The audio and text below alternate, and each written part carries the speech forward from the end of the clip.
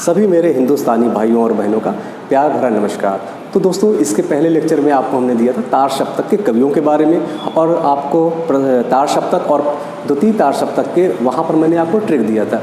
तो आपको, क्योंकि तार सप्तक के जो कवि हैं इनमें बराबर क्वेश्चन पूछता रहता है, तो जब इनका क्वेश्चन आपको पूछता है तो आप हमेशा क्या होते हैं, कन्फ्यूज़ होते हैं। तो कन्फ्यूज़न होना भी स्वाभाविक है, क्योंकि आप 28 कवियों को रचना बहुत ही मुश्किल काम है। भाई उनको आप कैसे रट पाओगे 28 कवियों को, कि कौन से सप्तक के कवि हैं। तो यहाँ मैं आपको एक ट्रिक के माध्यम से फिर देना चाहता हूँ, यानी तृतीय तार सप्तक और आपका चतुर्थ तार सप्तक का। तो तार सप्तक का प्रकाशन आपको पता ही है, इसके पहले मैंने लेक्चर में दिया था कि अगेज जी के द्वारा हुआ था, और इसमें 7 कवियों का एक मंडल बनाया गया और उनकी रचनाओं का संकलन किया गया। तो चलिए दोस्तों, एक बात मैं कहना चाहता हूँ कि हमेशा आपको समय को जो है आपको सदुपयोग करना है। क्यों सदुपयोग करना है? क्योंकि आपका एग्ज़ाम का डेटा ही गई आपका शिक्षक भर्ती का, जो 11 अप्रैल को प्रस्तावित ही है, और हो ना हो कहीं 11 अप्रैल को एग्ज़ाम करा ले तो आप 1.5 महीने में कैसे आप तैयार करोगे। आपको 2 पेपर तैयार करना है, एक तो आपका भाषा का ही तैयार करना पड़ेगा और एक आपका सामान्य ज्ञान का। तो लिटरेचर ही अपने आप में, यानी भाषा ही अपने आप में सबसे इतना ज़्यादा है, विशद है कि आपको उसको तैयार करने में कम से कम 3 महीने समय लगेगा। और फिर इसके बाद आपका सामान्य ज्ञान भी, उसका भी आपका क्षेत्र काफ़ी बड़ा है। तो दोस्तों, समय का हमेशा, क्योंकि आप जब तक लक्ष्य नहीं बनाएंगे, समय का उपयोग नहीं करेंगे, टाइम टेबल में डिवाइड नहीं करेंगे कि हमको कब से कब क्या पढ़ना है, तो आप कहीं भी लक्ष्य में प्राप्त नहीं कर पाओगे। क्योंकि लक्ष्य विहीन व्यक्ति कुछ करता नहीं है। क्यों, जैसे आपने देखा होगा पहले घड़ी आती थी, पेंडुलम लटका होता था और ऐसे ऐसे वो चलता था, तो वो कभी रुकता नहीं था, लेकिन कभी वो लक्ष्य पे पहुंचता भी नहीं था। तो यही मैं कहना चाहता हूँ, लक्ष्य विहीन व्यक्ति कहीं वो पहुंच नहीं सकता। तो एक पंक्ति मैं कहना चाहता हूँ कि दोस्तों, ये 3 चीज़ें होती हैं, आपका एक वक्त और एतबार और इज्जत।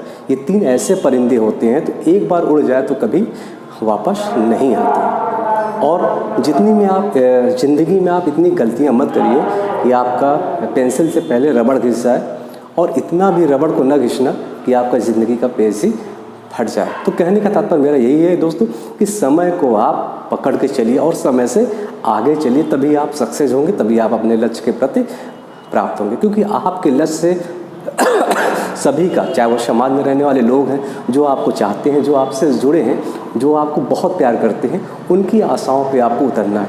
यानी उनका भी एक सपना है कि हमारा दोस्त या हमारा बेटा या हमारा चाहने वाला या हमारा रिश्तेदार कुछ बने। तो समय का सदुपयोग करते हुए अभी से एकदम से टारगेट बना के लग जाइए दोस्तों। तो चलिए दोस्तों, आज हम लेते हैं अगला वही ट्रिक जो मैंने बताया था। तो तब सबसे पहले हम बात करते थे कि तार सप्तक, थोड़ा सा और ले लेते हैं। तार सप्तक में क्या था दोस्तों, आपका 7 कवियों का रचनाओं का संकलन होता था, और इसका जो दिमाग की उपज थी ये प्रभाकर माचवे जी के ऊपर से, लेकिन इसके प्रवर्तन का श्रेय जाता है आपको अगेज जी ने उठा लिया। तो अगर कहीं क्वेश्चन पूछ लिया कि ये किसकी दिमाग की उपज थी, तो प्रभाकर माचवे,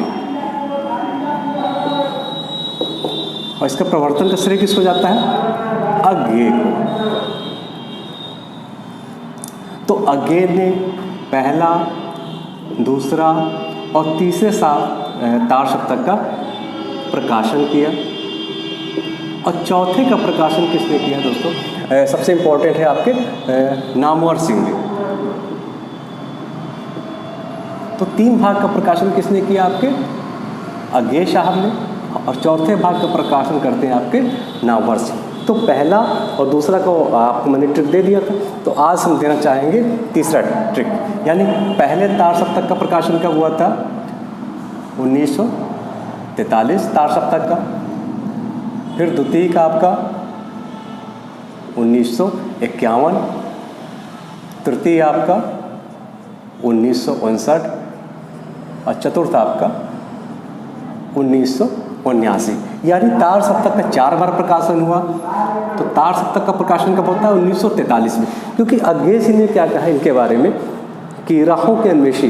क्यों, इन्होंने कहा कि ये एक स्कूल के कवि नहीं हैं, ये राहों के नहीं बल्कि क्या है, ये राहों के अन्वेषी हैं। क्योंकि ये भी कोटेशन कई बार पूछा गया। अगेन ने क्या कहा इनको, तार सप्तक के कवियों को राहों के अन्वेषी। तो ये भी रख लीजिए, क्योंकि ये बहुत आपका घिस गया है क्वेश्चन, क्योंकि ये क्वेश्चन सबसे ज़्यादा पूछा गया कि राहों के अन्वेषी किसको कहा जाता है, तो राहों के अन्वेषी आपके तार सप्तक के जो कवि हैं उनको कहा गया है। और ये किसने कहा है, ये आपके अज्ञेय साहब ने कहा है। तो पहले और दूसरे का हमने ट्रिक दिया था। आज हम बात करेंगे तीसरे का ट्रिक, जो आपको भूलेगा नहीं कभी। तो तीसरे का ट्रिक क्या है दोस्तों, लिखते हैं, प्रयागी मद केकु विष। ये आपका दोस्तों ये ट्रिक नंबर 3 है। यानी तृतीय तार सप्तक का प्रकाशन आपका कब होता है, आपका 1959 में। तो ये तृतीय तार सप्तक के प्रकाशन का ये क्या है दोस्तों, ये ट्रिक है। बस आपको ये ट्रिक याद रखना है, क्योंकि पहला ट्रिक आपको हमने दिया था, तो अमने प्रभा गिरिराम, यानी पहले तार सप्तक का ट्रिक क्या है, अमने प्रभा गिरिराम, पीछे जाएंगे प्लेलिस्ट में, वीडियो में आपको मिल जाएगा। और द्वितीय तार सप्तक के क्या ट्रिक है, भव सकु हरिशम नरे रघु धर्म।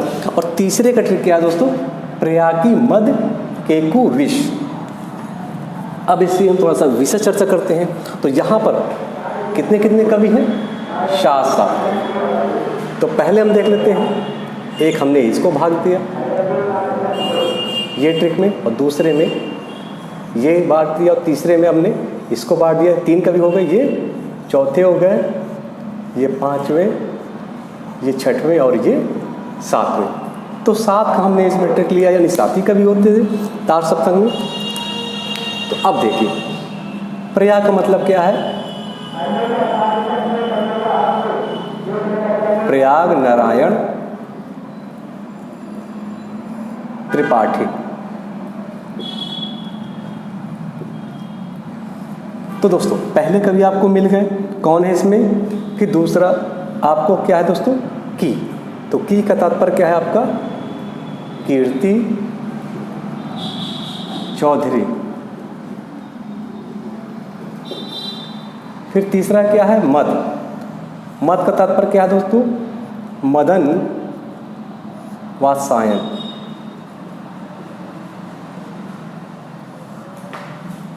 फिर चौथा क्या है आपका, के का मतलब हो गया आपका केदार नाथ सिंह। फिर कु का तात्पर्य है आपका कुंवर नारायण, वही आपके जय वाले कुंवर नारायण। और वी का तात्पर्य क्या है, विजय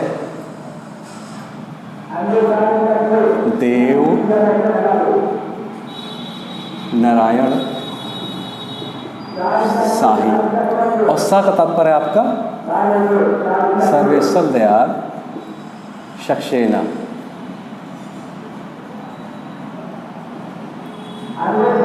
सर्वेश्वर दयाल सक्सेना। तो दोस्तों कितना आसान ट्रिक आपको मिल गया, क्योंकि आपको ये भूलेगा नहीं। और यहाँ से हमेशा बराबर ही क्वेश्चन पूछा जाता है, आप हिंदी का चाहे नेट का हो चाहे टीजीटी कहीं का भी हो, आपको एक क्वेश्चन इसमें से रखा ही रखा है। तो दोस्तों ट्रिक का नाम है आपका प्रयागी मद केकु विष। अब प्रयाग का मतलब प्रयाग नारायण त्रिपाठी, की का मतलब कीर्ति चौधरी, मद का मतलब मदन वात्सायन, के का मतलब केदारनाथ सिंह, कु का मतलब कुंवर नारायण, वी का मतलब विजय देव नारायण शाही, सा का मतलब सर्वेश्वर दयाल सक्सेना। तो सबसे पहले ये ध्यान देना है कि तृतीय तार सप्तक का प्रकाशन कब हुआ आपका, 1959 में। और तृतीय तार सप्तक के प्रकाशन में वो कौन से कवि थे, यानी कौन से कवियों की रचना संकलित होती थी। तो ये हो गया आपका ट्रिक के माध्यम से। अब हम बात करेंगे चौथे तार सप्तक का प्रकाशन।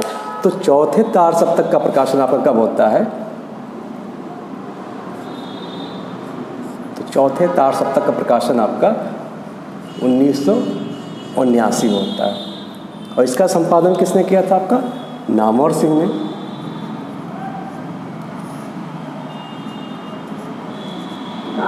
अब हम बात करते हैं ट्रिक की, कि कौन से कवि थे इसमें 7, तो वो ट्रिक के माध्यम से। तो ट्रिक देखते हैं दोस्तों। तो ट्रिक का नाम है अराशन। बहुत ईजी दोस्तों मैं ट्रिक लेकर आऊँ कि आपको भूलेगा नहीं। अराशन सुरारा, ये हो गया ट्रिक।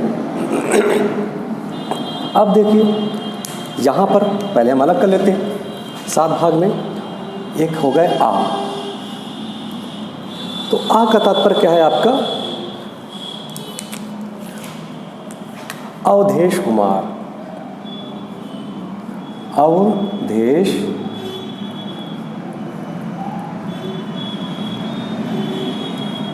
कुमार, तो आपको एक पता चल गया, यानी आ का तात्पर्य क्या है आपका? अवधेश कुमार। अब दूसरे की हम बात करते हैं, यानी रा। तो रा का तात्पर्य क्या है दोस्तों? राजकुमार। राजकुमार। अब देखिए यहाँ पर आपको छोटा सा मिला है, तो यहाँ पर हमने छोटा सा को भी ट्रिक में लिया है। तो छोटे सा का मतलब क्या हो गया आपका? स्वदेश भारती।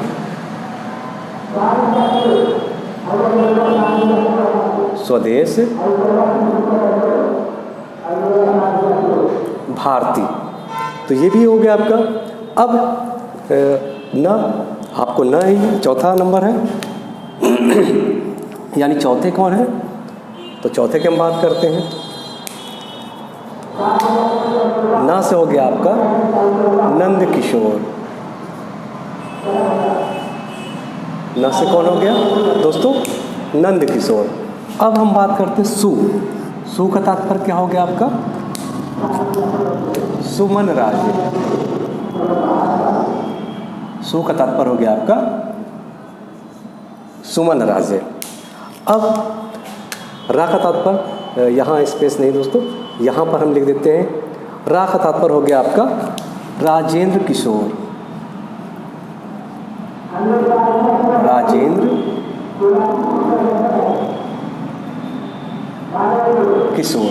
और फिर एक रा मिला आपका, ये है राम वर्मा। राम वर्मा, बस इसमें श्री लगा लीजिएगा, यानी श्री राम वर्मा। तो ट्रिक आसान करने के लिए सिर्फ हमने र लिया, यानी इजी क्या है इसमें? बस आपको इतना ही रटना है, आरास में सुर आ रहा, और इसको क्या है? प्रयाग की मद केकु विष। तो फिर से एक बार चर्चा कर लेते हैं। आ का तात्पर्य क्या है दोस्तों? अवधेश कुमार। फिर रा का तात्पर्य क्या है? राजकुमार। ये छोटा सा है यानी आधा सा है, इसको कौन सा सा बोलते हैं आपका? ये दंती सा है। तो आधा सा से हमने क्या ले लिया दोस्तों? स्वदेश भारती।